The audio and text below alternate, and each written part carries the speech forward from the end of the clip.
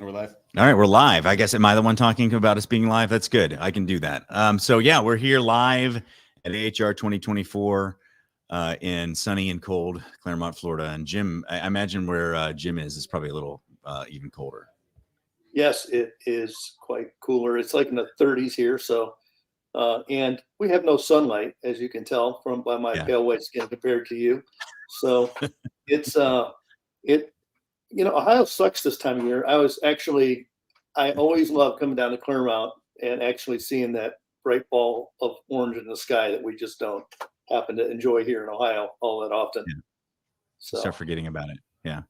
Yeah. So this is just going to be an open kind of Q&A. We'll talk about just, what's going on with MeasureQuick. It's sort of an update. And then anybody who's in the chat, feel free to kind of add questions or anybody here that's in the audience as well. So, so just kind of speak up or raise your hand. Obviously, you can see behind us. I can't. So I'll let you run that. It's a huge crowd. So, yeah, you guys had kind of written down some questions. So what do we got to start with, Joe? Yeah, so since I've been on the team, I've been struggling to understand that so many people are like, yeah, MeasureQuick, we love MeasureQuick, it's awesome. And yet we really don't have a lot of people actually using it or even worst case paying for it. So I'm like, so one of my questions was, anybody out there or wants to chime in, is to like, why are we struggling with what's really market adoption, or why it is that we have these amazing tools, and even if you just used it for free, then you would get something out of it. But I don't really feel as though we have as many users as people think that we do, and that people say that they are. Like, oh yeah, I'm an avid user. I'm like, well, actually, based on our stats, you're probably not. So I'm just trying to reach out for people to give us some feedback as to, well, here's one of my obstacles, and maybe it's tools. Maybe you can't afford the tools. Maybe your company's not supporting you, or maybe it's you think that there's something else in the app that's not there or should be there, whatever it is. So I'm just looking for like, what is it that's holding you back from making MeasureQuick a tool that you should be using every day? That's the question. Yeah, because I'll add to that a little bit, because I do a lot of work in looking at our data, looking at our usage data, and there are tens of thousands of people that have signed up for accounts. But then when you actually look at the ones that continue to use it on a continuous basis, it's still a very small sliver. But the ones that are using it on a continuous basis, that like their entire company, they're using it for everything. Yeah. And they have completely transformed their business because of it. But there's that massive gap right now between the kind of like the people that they are interested in it, they try it, and then there's just something that stops them from getting to the next level. Yeah. Well, I think it's important to differentiate too when we're talking about it is there's tons and tons of technicians that use MeasureQuick as a diagnostic tool on a daily basis that I don't know that we see. Like we don't see we don't collect every interaction with our customers with MeasureQuick. What we're talking about specifically are people, when we say incorporating MeasureQuick, it's fully leveraging MeasureQuick and all of the cloud side services that we have. So CRM integration, remote data streaming, the advanced reporting features, it's things like that. So I think we have tens of thousands of people that use it on a daily basis, but they're invisible to us outside of and they're only using a part of what it is that we've offered them. So that's also the upside. So question is that what are those main features, and how do we expand that to others who aren't even using some of those basic features? And I think the one thing that people don't understand is that they're like, oh, $5, and like 90+%, if not more, of MeasureQuick is free. It's free to connect all of your probes, your tools, and get diagnostics and do everything. The only thing that we're going to say, if you want to save it or you want to get a report out of it, that's really the only place where we actually have a wall. Other than that, everything you could ever get out of Jim's head and most of your measurements, the only app that's giving you, real targets and ranges out of what it is you're measuring is MeasureQuick. So there's just so many great things that we're doing, and people are hopefully just taking advantage of it. And you're right, I can't track that if there's no way for them to, pay for the savings of it or the report. So we do feel a lot of people use it, and I just think there's so many other features that we can get out of it that are similar to other apps that are just giving you basic readings. Brian, what do you think? I actually have never talked about this publicly. I think, so I have a little bit of a background in doing some app development. I had a failed startup that almost nobody knows about. That actually was started, it was kind of kicked off HVAC School. And a lot of times, and Jim has talked about this a lot, this idea of sometimes we build things for a problem that people actually aren't ready for you to solve for them, versus kind of asking them what the problem we're solving and then solve that problem. And we all businesses can fall into that space. So it's not a criticism. I think a lot of technicians are completely overwhelmed with tools and innovation and just so many different things. And they're already having things jammed down their throats as far as, and it isn't a bad thing. So I just always want to say, when I say even things like jammed down their throats, it's like, I'm not using it as a pejorative, but with softwares like Service Titan, for example, techs 10 years ago were used to doing paper invoices. Techs 10 years ago were used to using analog gauges.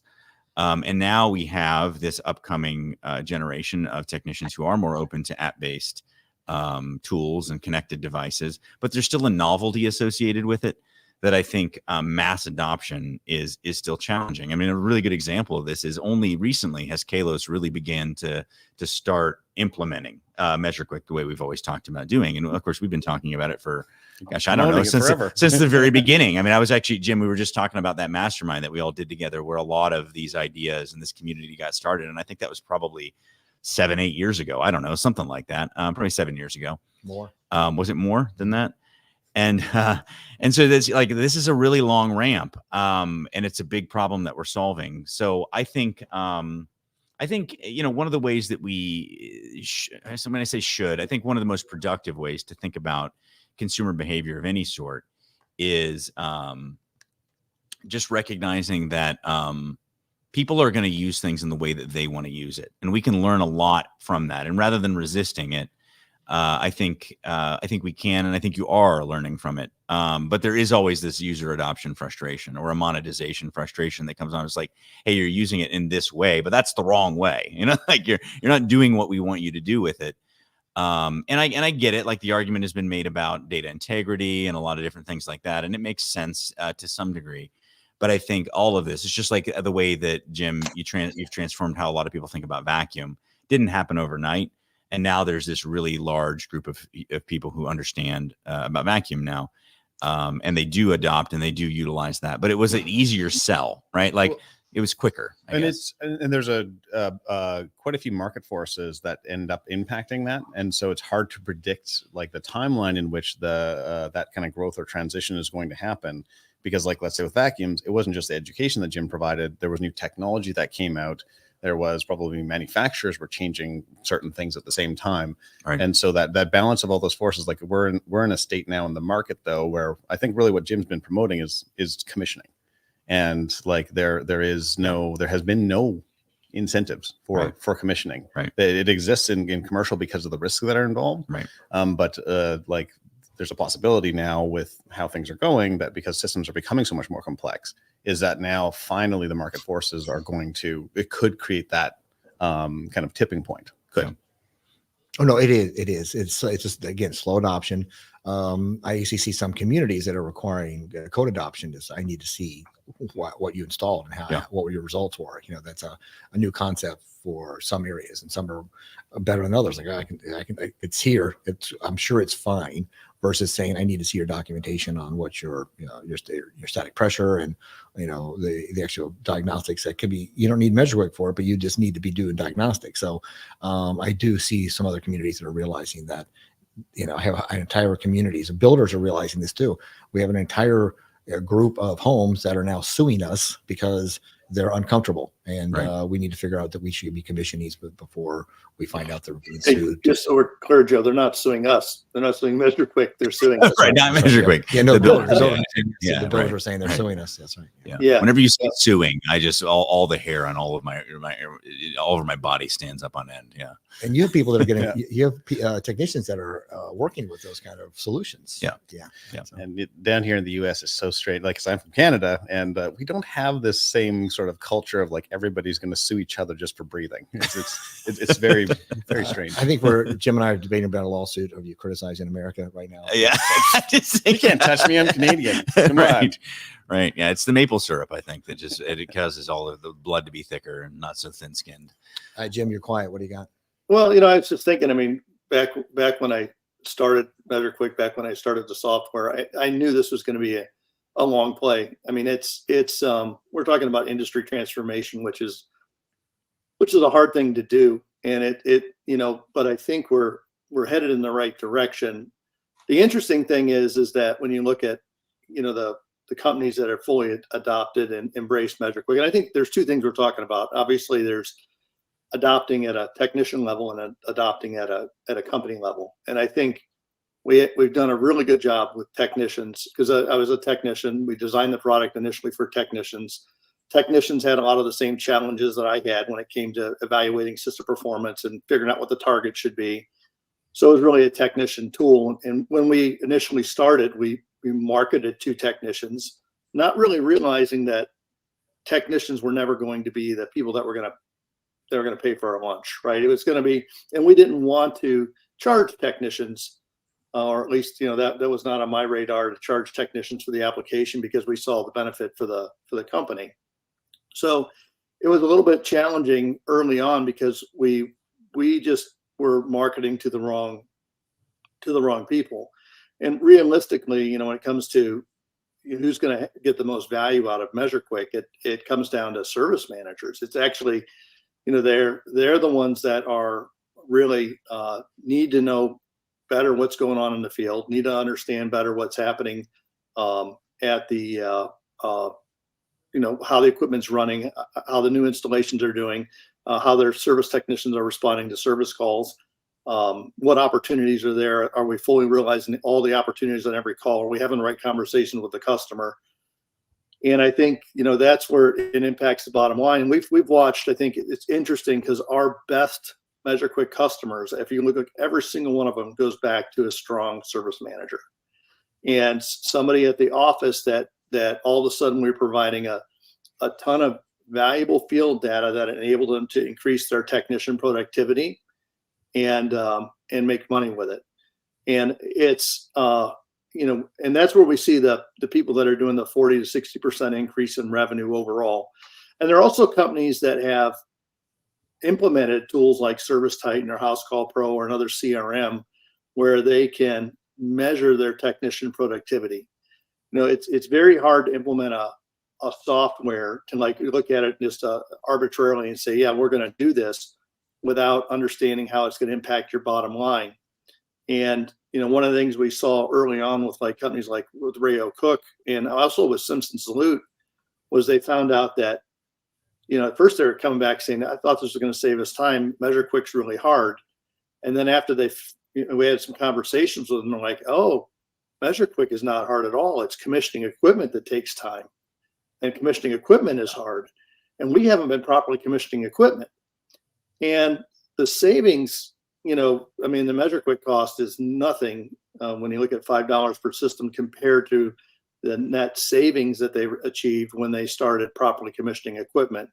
When they found out, you know, that the new installations they were doing were subpar and they could make improvements to the duct system, there's an additional billable opportunity that they were foregoing because they weren't looking at the system performance. They were just installing the equipment, flipping on the switch, maybe checking the subcooling and walking away, and missing a lot of the, you know, the performance problems that they would have found that would result in callbacks or result in, you know, social media. I mean, my gosh, just getting one bad review on social media and the amount of effort we take to extinguish that is so much more costly than it is just to do the job right, or the callbacks, not considering all the cost that cost to operate a company.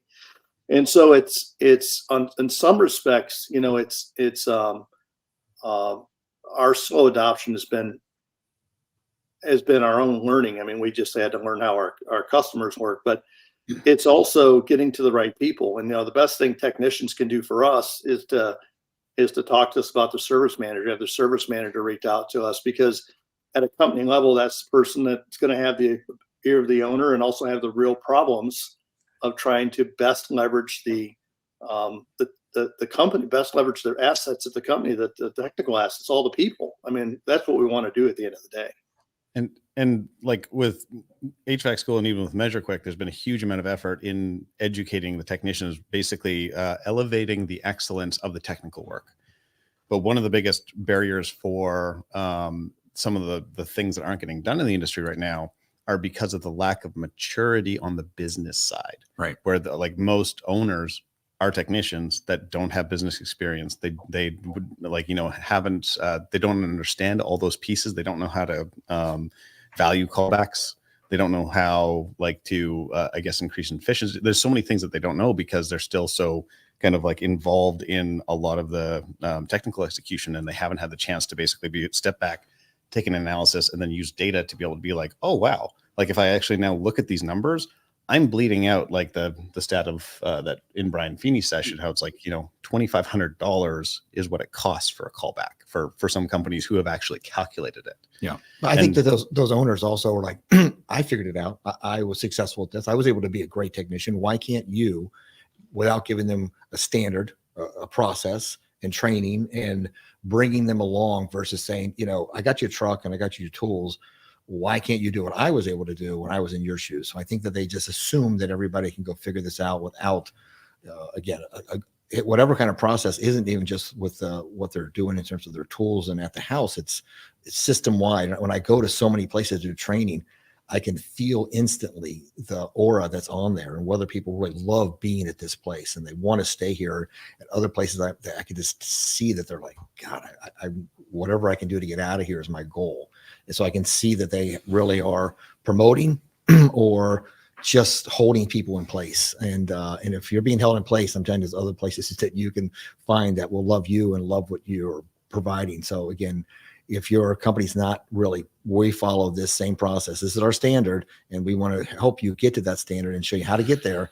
Then I feel that success is really a challenge. Culture comes from the top. So question for Brian is like where's the HVAC school for the business owners that need to get to that level of maturity to be able to understand that, like, just how much that, their profits and their efficiency is being all eaten up by the fact that they don't see it. They don't have that visibility because you're doing it for technicians. Mm-hmm. Is that there's like this massive, years of investment into creating this community and all these resources for technicians to be better, but they now all have a massive barrier to be able to get to the next level, which is the fact that the ecosystem, the business, like everything starts from the top. Yeah. And so now they're at a cap for what they can do, how effective they can be. How's that problem going to get solved?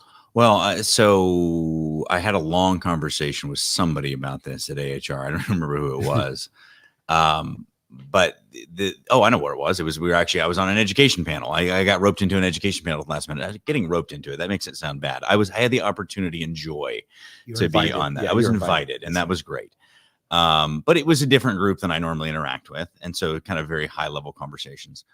And the thing that I think we have to make sure we're not doing is pretending like everyone is the same and that they should be, right? So as an example, I enjoy solving problems. I'm a technician at heart. I'm a teacher at heart. I like teaching things. I hate working a process that somebody else gives me. If you give me a job where I have to work somebody else's process every day, I'm not going to do it. And that's a lot of technicians. Like a lot of your existing technician stock are not process workers. They don't want to be. If you look around Kalos, you talk to Bird or our refrigeration techs or these other guys, we're this really weird, highly diversified business. And so we have a place they can go, right? If they don't like residential, they don't like talking about money, they don't like interacting with clients and having to deal with customer service and all that, they have another place they can escape to, commercial refrigeration or controls or whatever. And that's a luxury that we have. Whereas you see more and more where people talk about the residential technician as though it's one type of person, or the business owner as though it's one type of person. You specifically asked the question about, well, where are the places where people can go to learn how to be business owners, right? Well, there are 100 times more of those than there are HVAC schools. The problem is that they produce a very, and I don't even want to call it a problem. It's not necessarily a problem. It's not my ball of wax.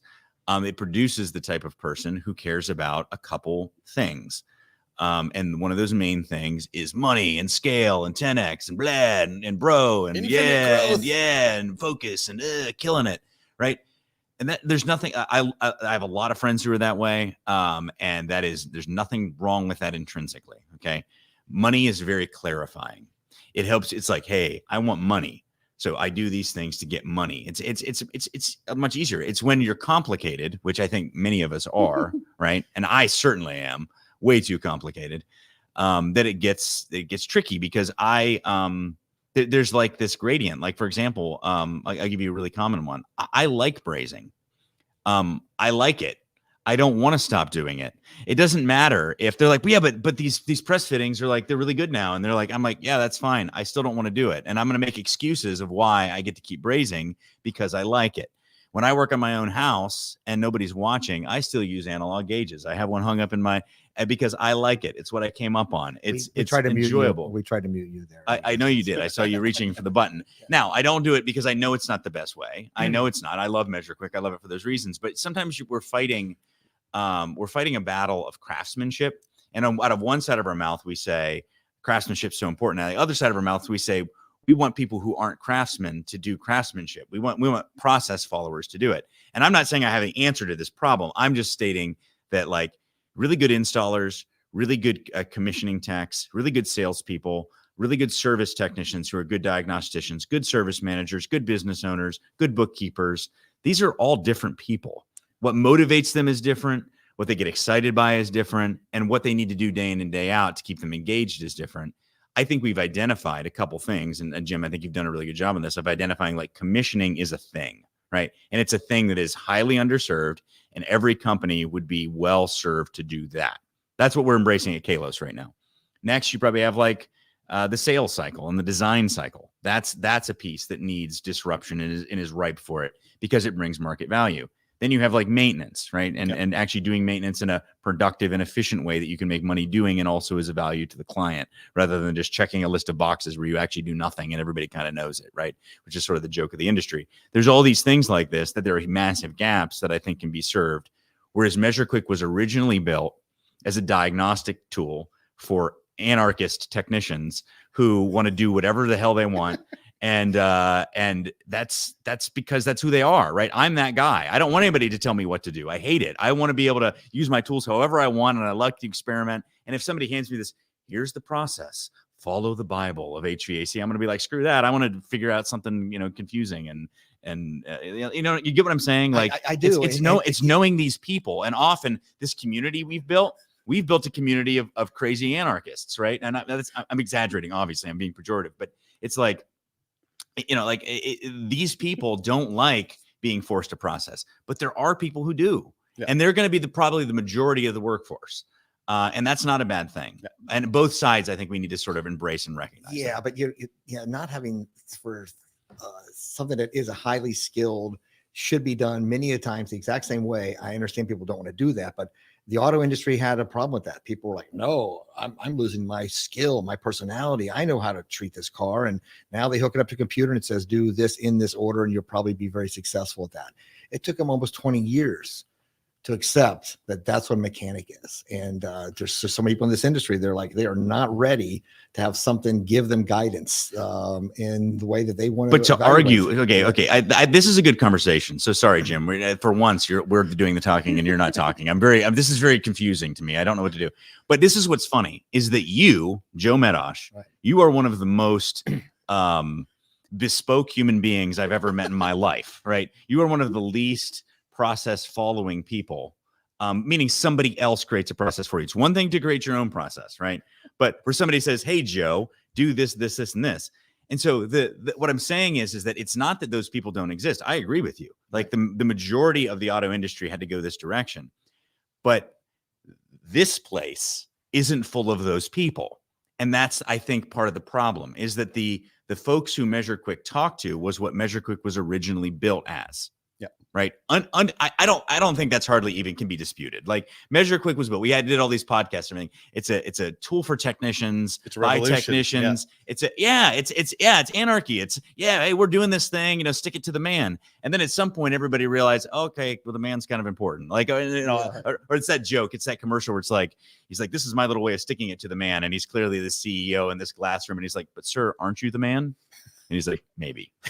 It's like at some point you realize that, like, okay, part of it is we do have to transform something. You have to accept that there's going to be this different group of people. Doesn't make them less, but they're going to have customer service skills. They're going to be okay working a process, going home, hanging out with their family at the park, flying a kite, going bowling. Like that group of people are amazing, but they're not us.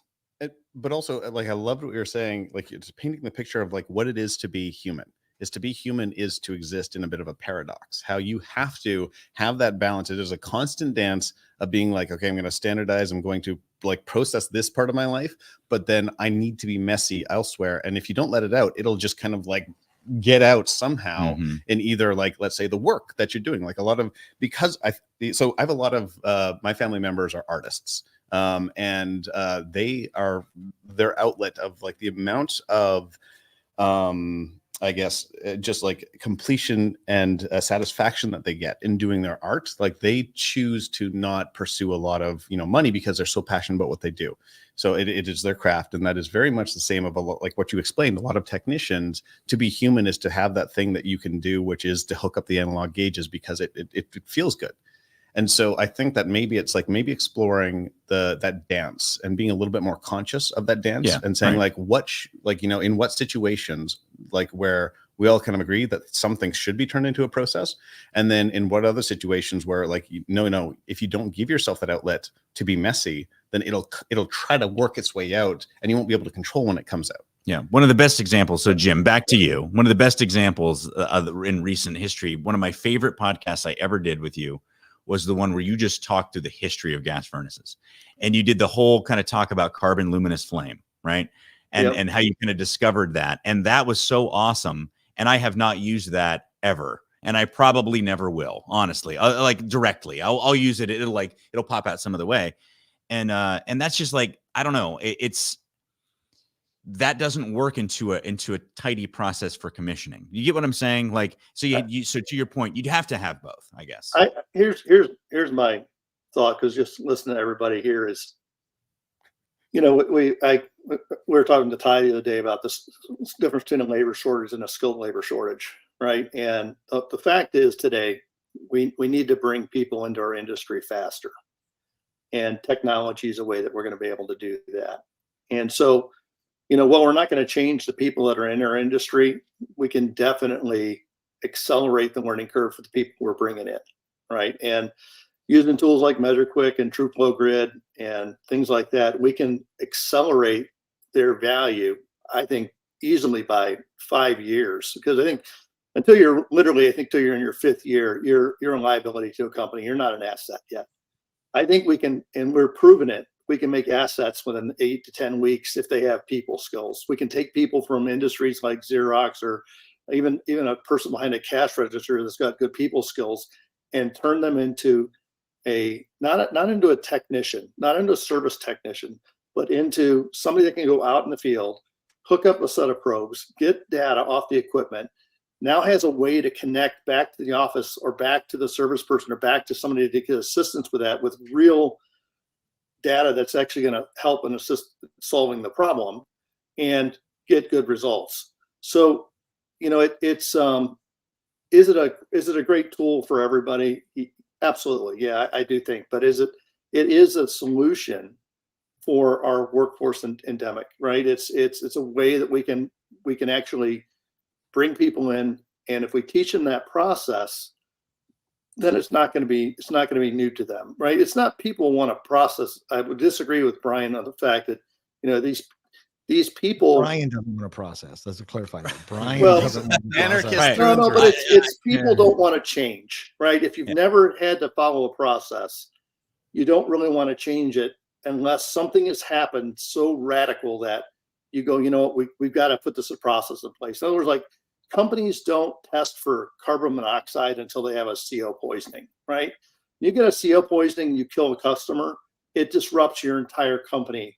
Everybody goes, I mean, it would be tragic. It'd be the worst thing could happen to a company. But believe me, you would have combustion analyzers on every single truck the next day, and you'd be selling low CO alarms the next day.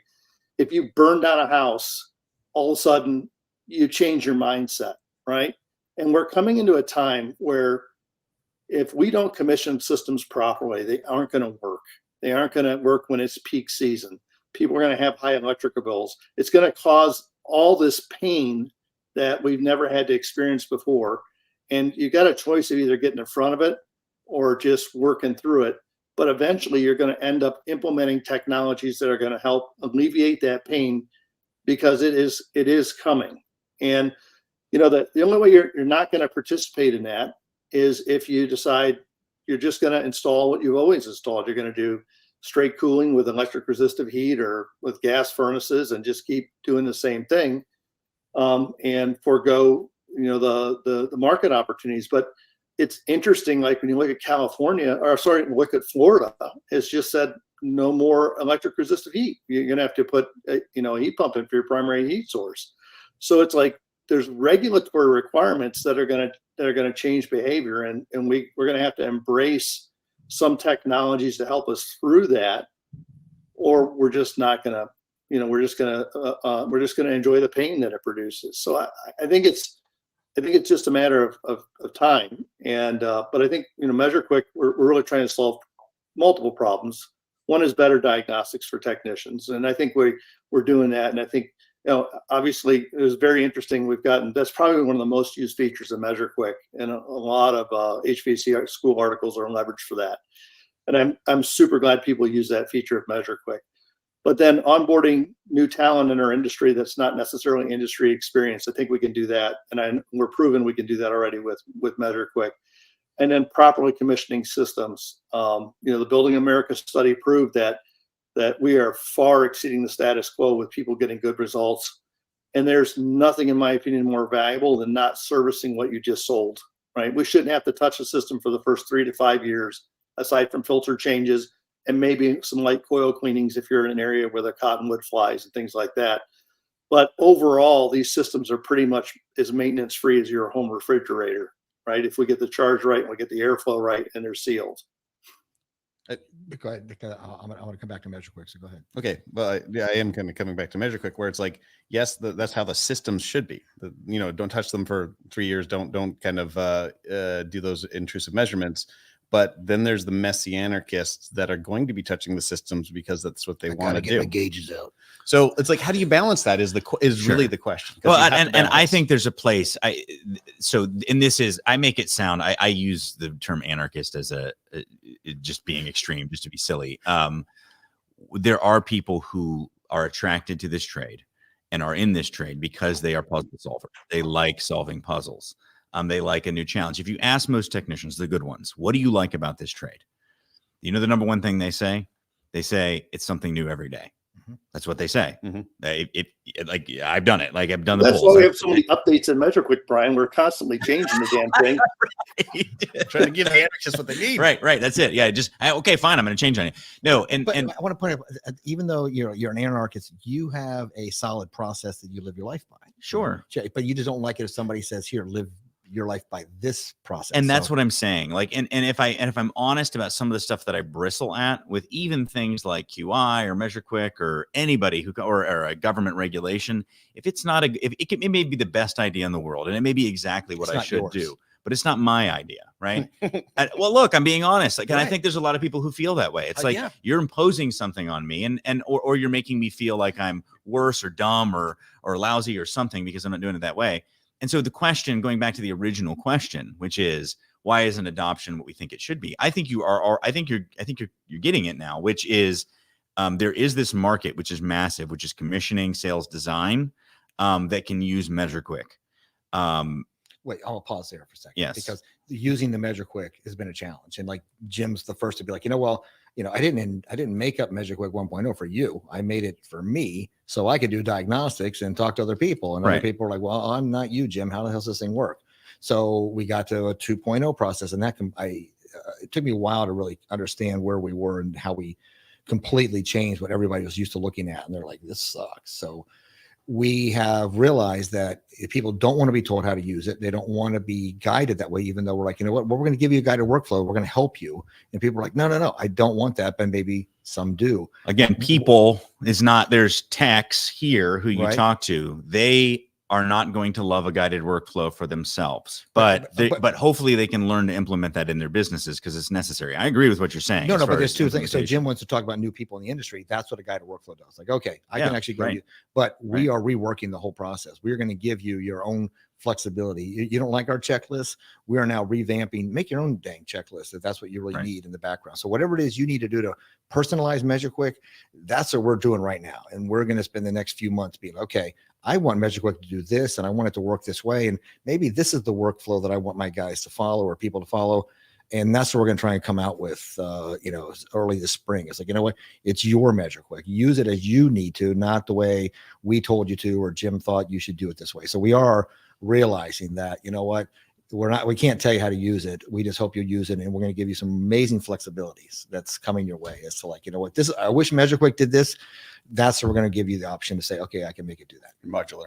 Yeah. Modular is key. I mean, it really is a key way of thinking about it, because now you have these sort of discrete units that you do create and design, but you allow people to mix and match them the way they want. Because really the goal should be like getting to a certain outcome, but the process to get there, that like if there isn't the ownership, then people feel like the agency's gone, as you said. Yeah. And a perfect example, like at Kalos, I want my guys to wash condensers before they do measurements. I want them to pull the tops from condensers, lay it down on the grass, wash the inside, then do measurements. Okay. There's a complete revolt against my process within Kalos. And it starts with Bert. It's all his fault. But the reality is they're probably right. It probably is better to take the measurements first, even though maybe the condenser's a little dirty. It's just not the way I did it, right? So I have to allow space for that, because there often is a benefit and cost to each way of doing it. But well, yeah, there is. But now, are you going to just let that organically kind of just ride out, or are you going to try to reconcile it because there might be business value in reconciling it? Well, so this is my weakness, I guess, in business. I do let it ride out. But that's just me. I don't think other people should probably do that. It's probably not the best way to run a business. It's a better way to make people feel like an individual within a company. And so here we highly value pointy people, like really strong points and really weak points. And we figure out how to make that work. That's not what most people can do. But the reason we can do that is because we're highly diversified and highly vertically integrated. And that is a different business model. Now, I think that will actually become a more common business model once the private equity bubble bursts and everybody divests and it becomes this gigantic crap show, which I think is coming. And I don't just think it, I know it. It's how it happens. Trees don't grow to the sky.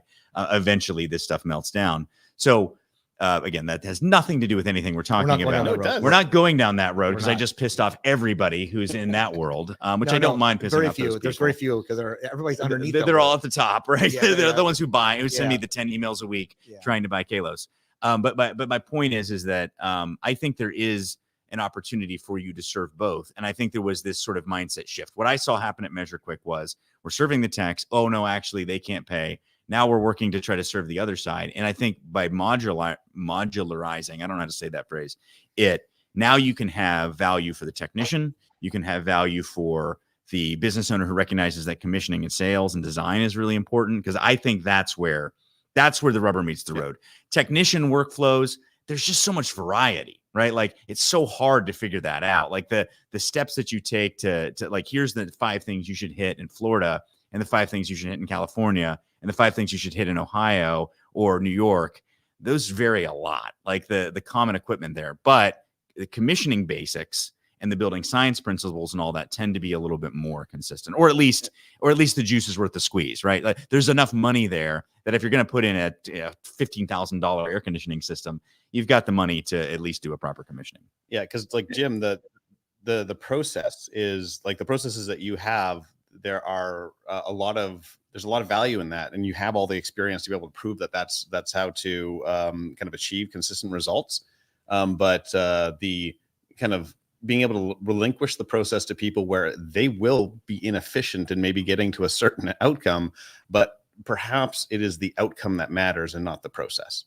No, I agree with that. I mean, I think at the end of the day, when Brian's talking about washing condensers first, it's because the outcome is the same. We should, if you wash if the condenser is clean, you start with a clean. Then when you're making your other measurements, you eliminated that as a variable. And if you had to wash it anyway, well, then you've just got it done ahead of time. So, but if you're using it as a sales tool to show somebody where your system started at and where your system ended at, then maybe you've lost that opportunity to demonstrate that to the customer. So if your outcome for your customer is just, hey, your system's going to work perfectly when I'm done, then I think, okay, then maybe you've achieved that outcome. But if your outcome is showing the value of the service that you provide with some data, then you've missed that opportunity. So it depends on how aware your consumer is and how much data you need to actually justify the value of the service that you provide, right? And I think the way Bert does it, it would lend more to being able to demonstrate the value of the service he does. Whereas the way Brian does it, the value is still there, but it may be harder to prove, right? So there's advantages and disadvantages to both. But I think it's important too that everybody understand that we at heart, we still service technicians, and at heart, we look at how we're going to monetize an application, because this is, you got to realize we have about, I want to say, gosh, over 12 people on this that we support payroll for, and we actually, some things we do are for survival of the company and make sure that the company's profitable and making money moving forward, so that we can continue to service technicians. I know sometimes technicians get mad when we change things, when we do things, and it's like, but imagine if we closed up our doors and MeasureQuick was no more. And we don't want that to happen. When we're looking for, how does this survive generations? How do we keep this going as a successful business? Who do we partner with? We're 100% bootstrapped. We have done this from, we have no debt. We have no owners but the current owners. We have no big corporate partners in this. We have invested every dollar back into people and back into the industry, back into you guys to make this a better product for you. And so, sometimes like when we shut stuff down and you guys, trash us with bad reviews because we disrupted or, moved your cheese a little bit, it's very, I had to get a little thick skin and not take it personally, because I realized, we're trying to serve a community, and this is the only way the community's voice can actually respond back.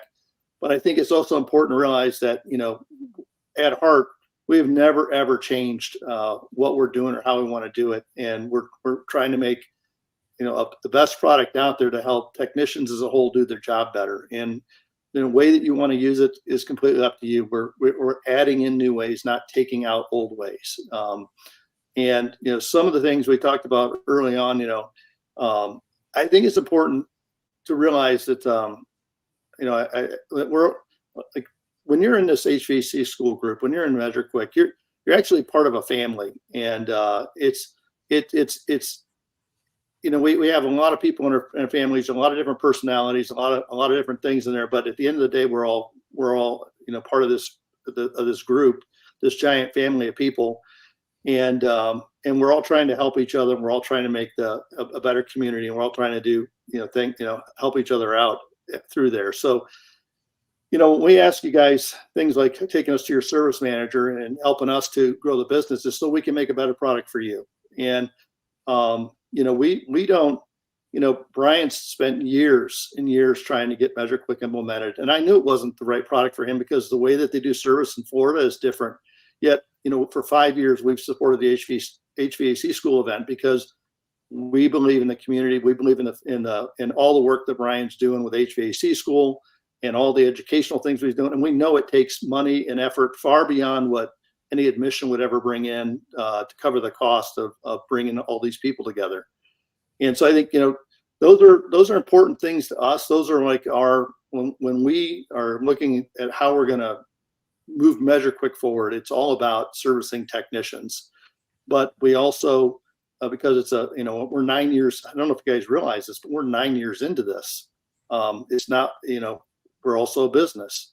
And so it's that balance between like what we can give away, which Joe said is about 90% of MeasureQuick, but also supporting us on the adoption company-wide side. And I think Brian was spot on. Not everybody in the company is going to use MeasureQuick. I really do believe these two new roles we've sort of carved out, the tech efficiency specialist and the advanced residential commissioning specialist, are going to be roles that we're going to see within a company that are going to like redefine how MeasureQuick is used. So maybe it's not used with every tech in your company, but a tech is going to come back out and commission those systems.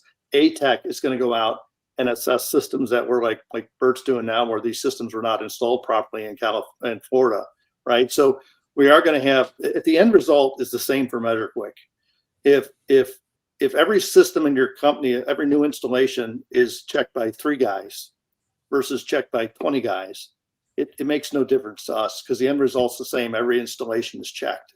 So I think where we've made a mistake is trying to say company-wide, you need to promote this technology, where it's not technician-wide, company-wide. Everybody would benefit from using it. But at the end of the day, we just need to make sure that all the jobs are properly commissioned. And if that happens, everything's the same. And I think bringing people in from outside the industry that are either they're champions of MeasureQuick, they love MeasureQuick, they love what it does, they want to use it for that. Internally, those are the people that I think would be great for those roles. Or bringing people in externally that we can bring up to speed really quickly with the new guided workflows and the processes that Joe's built out to make that a reality in a few weeks or months versus 5 years, right? So these are challenging times, but we appreciate the feedback, and I don't mean they're challenging times because of the transition we're going through as an industry. This whole electrification thing is spinning up money, spinning up things, is changing. The whole 10x thing, like Brian was going over, VCs, all of a sudden transitioning from being customer centric to profit centric. But I think you got to, we always talk about Chad Simpson, and we do because he's in our backyard. We work with Chad a lot, but Chad's achieved tremendous profitability, and he's servicing the same or fewer customers. He's just doing better work. And there's a lot of money to be found on the backside by spending more time with each customer and finding more revenue per ticket than there is with just doing more jobs, right? So it's just also mindset changes. Chad also is a process-orientated person, and he left creativity to his technicians, and even still been able to do that. So I mean, it is actually a compulsive problem that he actually kind of has about that. So he'll write out a 400-page process, knowing that it changed by the time they got to the last page. But he now knows, listen, I have something to compare to and improve. But all of his guys all his people have this opportunity to use the process and use it to their own individuality, to realize that they have a great culture. And that was one of the things we talked about earlier. It's probably another topic, but how is it that your culture is so positive when I go to other companies and I'm like, this is toxic? So what is it that you would advise other people out there? Because it isn't top down. It is universal. That when you have a lot of great technicians, they can create an awesome culture, right? Even though their management isn't really on board with it. It definitely isn't top down, because I suck. That's the point. That's what you're trying to say, and I agree. So the culture isn't dictated from top down, but it is enabled from top down. Is that like, because who you are has enabled that culture to form within the people, and then how you hire, like you are a filter for all of that. And so and it's really key to recognize there are a few characteristics that are non-negotiable. Like, people have to have integrity, right? They have to have good character. For a good portion of what we do, you have to have a reasonable amount of people skills, right? Some of it not so much. If you're a refrigeration installer, not so much. It's okay. All these residential technicians who are listening, oh my gosh, I need to reevaluate my skill set. Well, that's what the ARCS is for. So like, you don't have to be a people person. Those are non-negotiables. At least the first couple that I mentioned that you have to have. But then beyond that, there is room in HVAC for every type of person.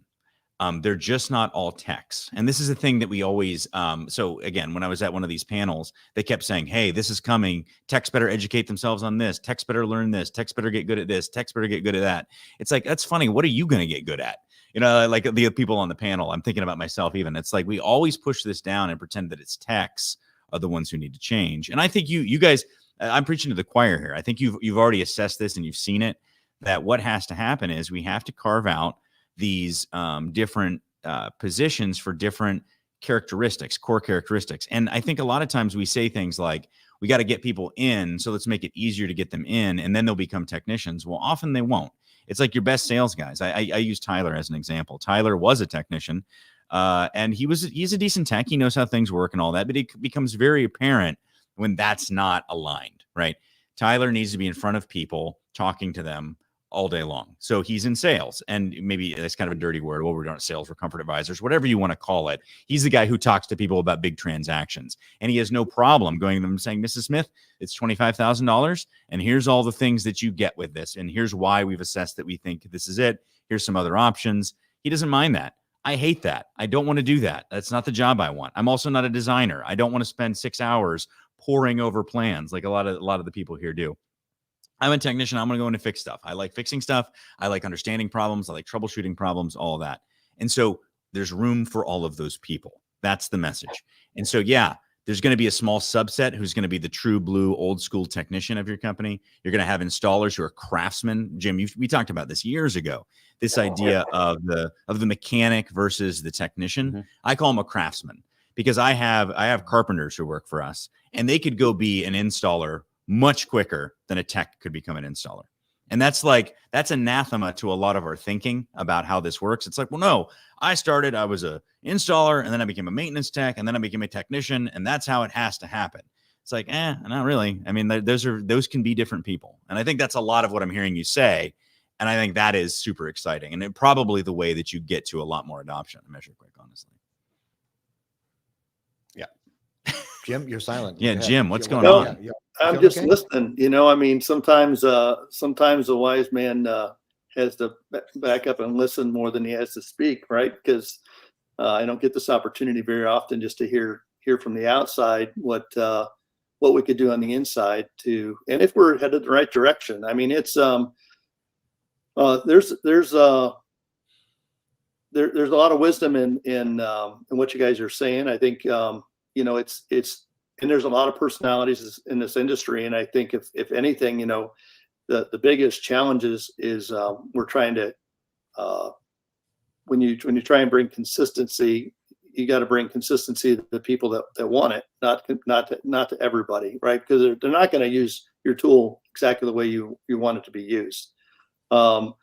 This is, you know, we tried regulatory things like in California, and they failed miserably, where they've said, you know, you're gonna do this, and this when you put in new installations, and only 1 to 3% of it gets adopted, right? You know, sure as heck, when we eliminate electric strip heat, somebody's going to drive across the border to Georgia and pick them up and drive them back in because they're going to put them in anyway, because they're not going to care what California says. They're going to do what they think is right for their customer. People that don't want to sell heat pump systems are going to continue to put in, you know, they're going to continue to put in furnaces with straight cooling because they think that's what's best for them and that's what's best for their customer. So the whole industry is not without its challenges. I think it's just a matter of, you know, for those of you that like are interested in opportunity, are interested in you know, I think there's a lot of that for you. I mean, there is no shortness of opportunity if you can embrace a little bit of change in your company. And there's a lot of ways to increase profitability aside from the 10x version of the world, right? Because I think what Chad's showing us is and companies like him, Rayo Cook's another one, that there's profitability to be had from both ends. We can better service our customers, generate more revenue per ticket, and